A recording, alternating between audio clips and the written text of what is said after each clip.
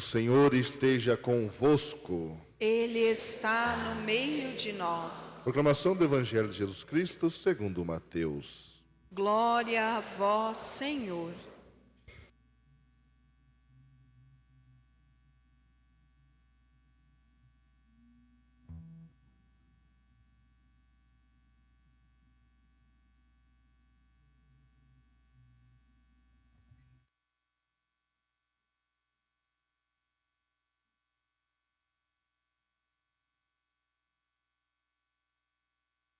Naquele tempo, disse Jesus a seus discípulos: Vós ouvistes o que foi dito: olho por olho, dente por dente.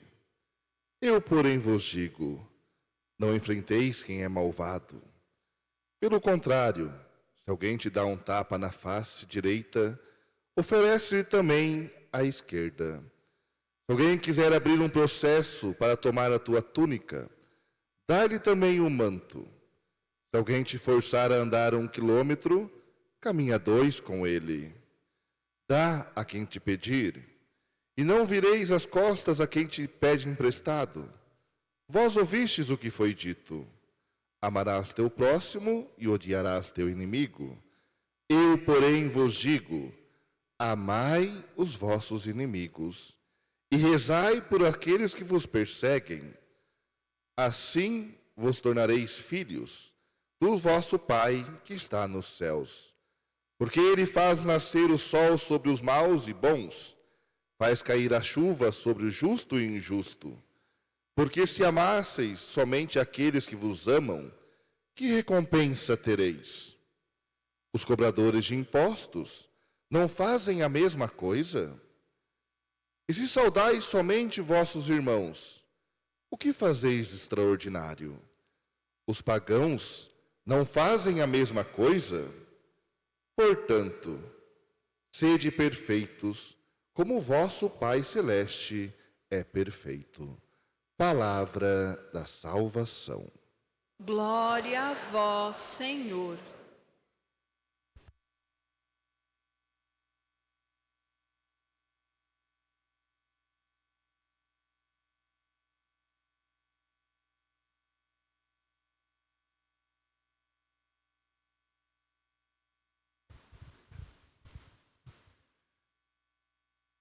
Reverendíssimos irmãos, padres, Padre Divo, pároco da Catedral, coordenador de pastoral, Padre Eucássio, catequista maior. Depois do bispo vem você. Padre Alfredo também é dono de uma das mentes mais brilhantes da nossa arquidiocese. E o padre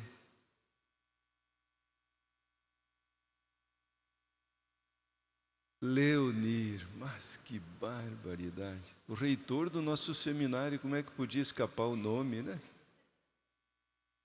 Vou ter que me penitenciar 2 vezes hoje.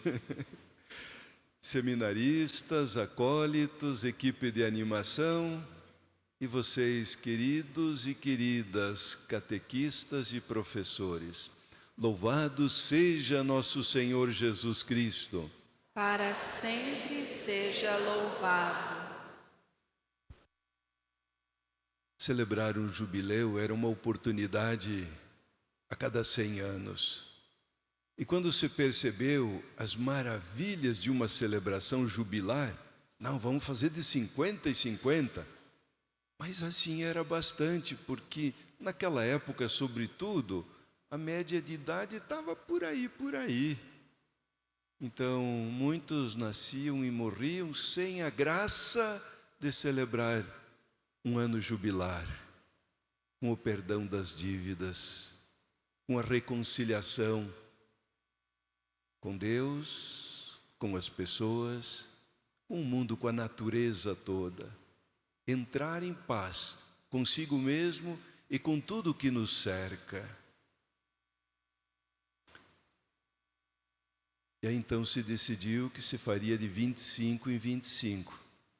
Por isso, eu estou tendo o privilégio de celebrar 2 jubileus, do ano 2000 e 2025. E penso que a maioria de nós estamos nesta categoria. Mas o jubileu, ele tem esse caráter de uma avaliação de vida. Sede perfeitos como o Pai Celeste é perfeito, concluía o Evangelho que nós ouvíamos. A nossa meta, a meta maior para estarmos nesse mundo é a perfeição, é a santidade. É para isso que viemos.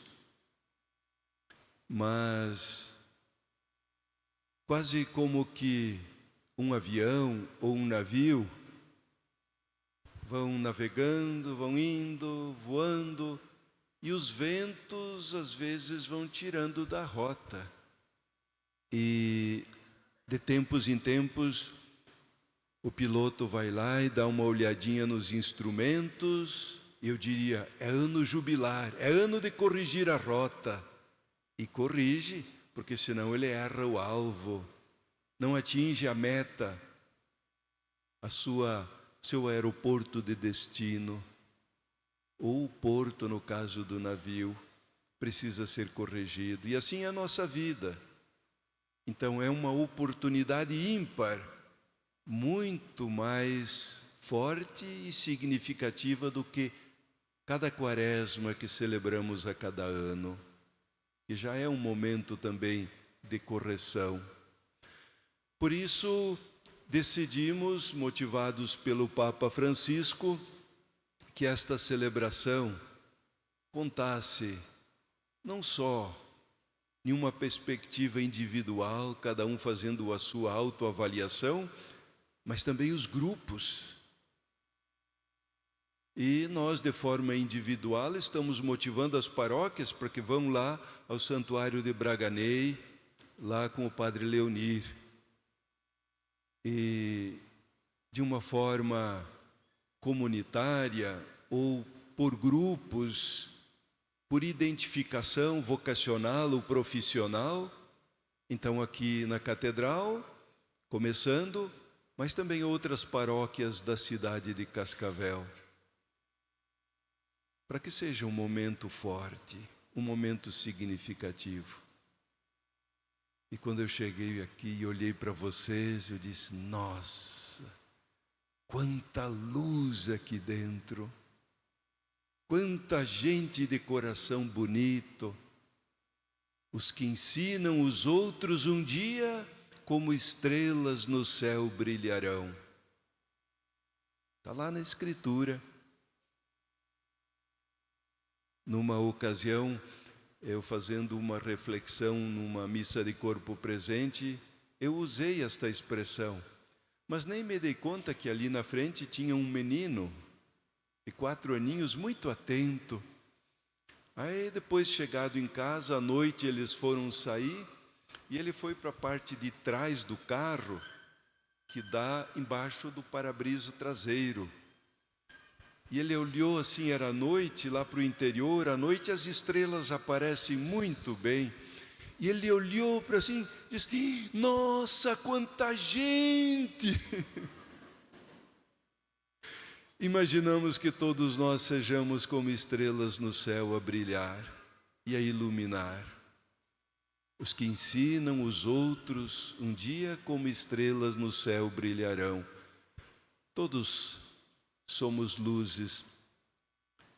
Por certo, eu a mim, pelo menos, ainda tenho forte na memória a lembrança de um professor que se destacou muito para mim e de uma catequista. Acho que vocês também têm um catequista, um professor que mais tenha marcado a vida, não tem? Tem. Imagine, para quantas crianças jovens, você será a pessoa que mais vai marcar. A catequista tinha várias catequistas, mas aquela... Um dia que eu caí, bati o joelho, ela veio e me olhou com um olhar assim, aquele olhar eu nunca mais esqueci. Não foi um gesto, não foi o que ela ensinou, mas a forma como ela olhou para mim. Os olhos comunicam, às vezes, muito mais do que a boca. Como nós olhamos para aqueles que olham sedentos de Deus para nós? O jubileu é para nos darmos conta do quanto importante nós somos e que nós, de fato, fazemos a diferença, nós catequistas e professores. Olha, catequistas sempre na igreja tiveram o seu respeito e carinho, e agora o Papa até promoveu o ministério de catequista, ministério de forma ordinária, não ordenado, mas é um ministério. Houve uma época que nas cidades, ainda mais para o interior, quem tinha voz ativa? O delegado, o professor e o padre. Confessemos, mas essas três categorias perderam muito do prestígio na sociedade moderna, não é mesmo? E a sociedade moderna está mais feliz? Não nos menosprezemos por ser quem somos, antes ao contrário, porque nós temos como meta a perfeição e passar o melhor de nós para as crianças é contribuir positivamente para a nossa perfeição, a nossa santidade.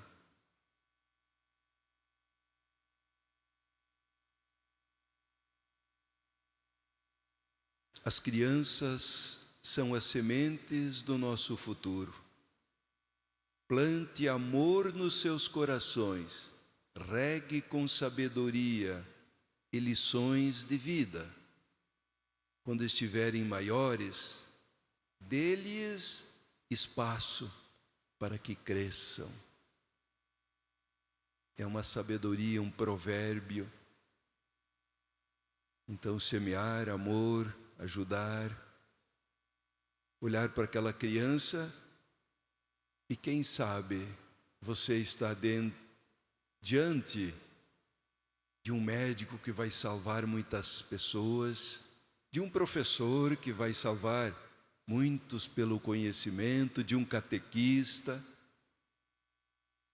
Aquelas crianças, aqueles jovens, adolescentes que estão à sua frente, quem sabe um prefeito, deputado, quem sabe um presidente da República. Por que não um padre, né? Quem sabe um padre, né? Ou a religiosa, eu vejo que tem irmãs aqui, uma outra menina religiosa consagrada. Todo caso, cada luzinha pequena que é colocada à nossa frente para que estimulemos e a fortaleçamos, é oportunidade também para nós de nos santificarmos. E para Deus ninguém é um caso perdido. Por mais que seja aquele aluno ou aquele catequizando que lhe cause indignação, este é o que mais precisa de você. É o que está mais sedento, mais precisado da graça e da ação de Deus. É exatamente esse que precisa das suas orações. Reze por este ou por esta. Reze. Reze para aquele mais difícil. E quando você estiver rezando, você está se desarmando diante daquele aluno, daquele catequizando. E desarmado, ele vai ser mais sensível ao seu olhar. O Evangelho, como já falávamos na motivação inicial, ele traz páginas bem difíceis de serem colocadas em prática. E cá para nós, a nossa sociedade moderna não nos ajuda, nem um pouquinho. Por isso, precisamos tomar consciência de quem nós somos e da meta que queremos atingir, independente de quem caminha ao nosso lado, ainda que seja um familiar. Não permita que as outras pessoas lhe estraguem o dia. Quase que nem a história de um rapaz do interior que veio visitar um outro rapaz que era do interior e estava trabalhando na cidade. E saíram pela manhã, um domingo, passaram na banca do jornaleiro, que hoje essa profissão está quase extinta, mas o jornaleiro muito mal-humorado, com muita rispidez, os atendeu. E o rapaz, muito gentil, pegou o jornal, pagou, e o que observava perguntou: mas ele é sempre assim? Sempre. E por que você compra o jornal sempre aqui? Por que você não reagiu diante das ofensas que ele te direcionou? Porque eu não quero dar esse prazer para ele. Eu não posso permitir que ele estrague o meu dia. Ele não tem esse direito. Não permita que um aluno indisciplinado estrague o seu dia. Não permita que um catequizando faça o mesmo. Não permita que alunos ou às vezes pais ingratos façam com que você se desencante com a arte de ensinar. Esta é a paixão da sua vida, você nasceu para isso. Não permita que os outros consigam estragar essa maravilha que você é.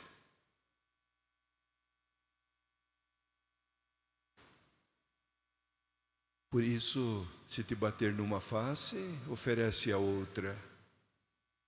Se alguém te xingar, tenha bons sentimentos para essa pessoa. É um escudo.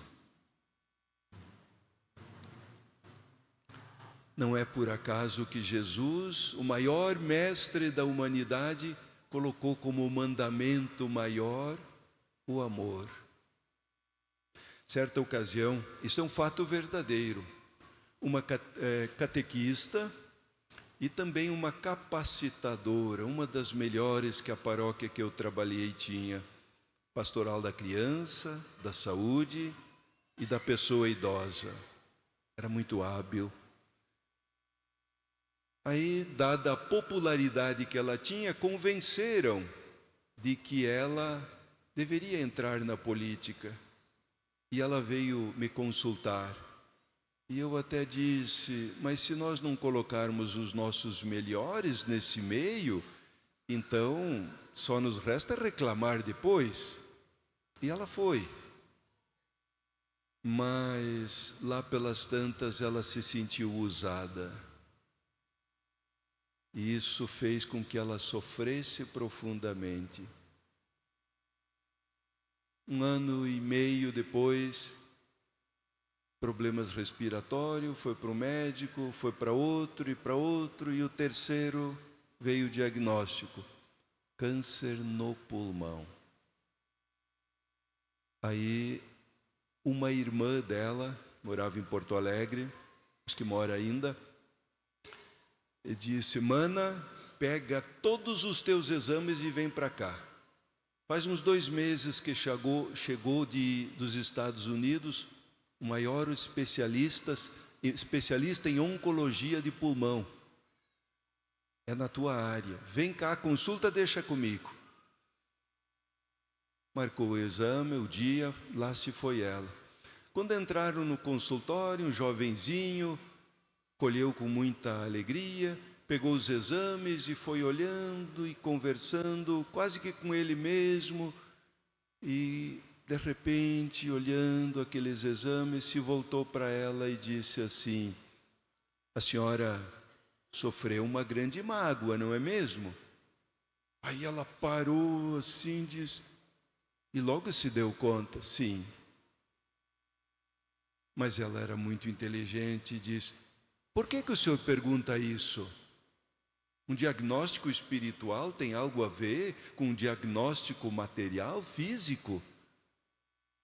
E ele deu mais uma olhadinha nos exames e disse assim: mágoa, ressentimentos, estoura no pulmão. Raiva, ódio, vingança, estoura o fígado. Dos maiores especialistas. Ou como quer nos dizer, o espírito adoece primeiro, o corpo adoece depois. A doença do corpo é muitas vezes consequência da doença do espírito. É por isso que Jesus nos diz: amai vossos inimigos, porque senão nós estaríamos permitindo-nos carregar sobre os nossos ombros os pecados dos nossos inimigos. Quando eu me deixo abalar pelo sentimento ruim ou por um sentimento de derrota, pelo mal que me fizeram, eu estou carregando sobre os meus ombros os pecados do outro. É quase como que tomar veneno desejando que o inimigo morra. Cuidem dos vossos sentimentos, queridos professores e catequistas. Os vossos catequizandos precisam disso. Cuidem dos pensamentos, os pensamentos virão, se transformarão em sentimentos e os sentimentos se materializarão. Concluindo, Adão, ou a leitura segunda que nós ouvíamos, São Paulo aos Coríntios, diz que nasceu um homem natural, Adão, depois um homem espiritual, Jesus.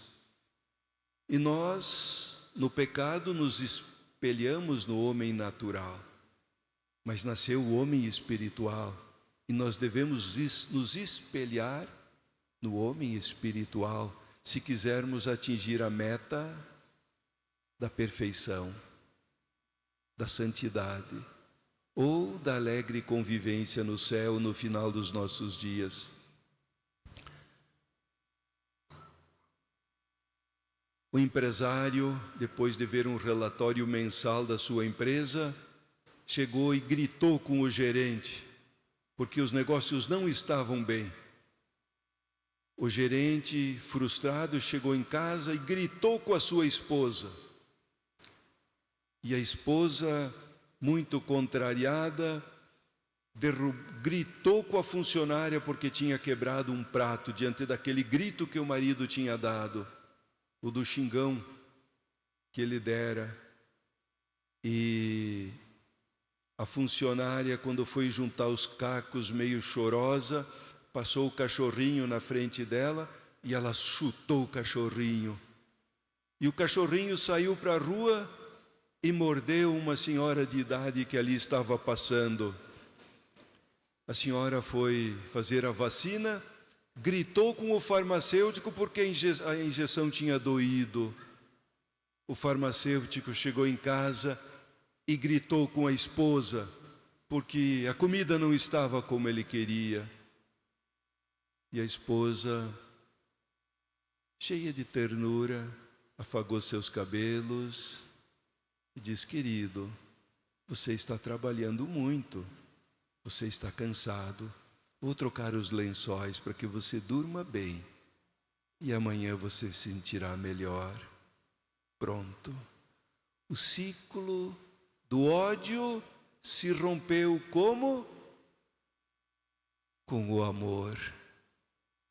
É o amor que rompe o círculo do ódio, não vingança. Por isso, Jesus, o mestre maior da humanidade, em toda a sua divindade e humanidade juntos, diz: nada melhor do que o amor. E Deus é amor. Por isso, olhemos para os alunos, os catequizandos, com amor.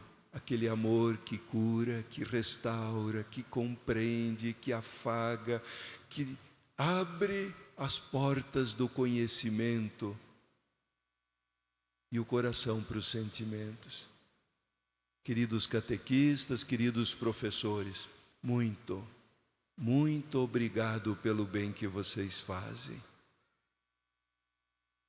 Vocês conseguem imaginar Cascavel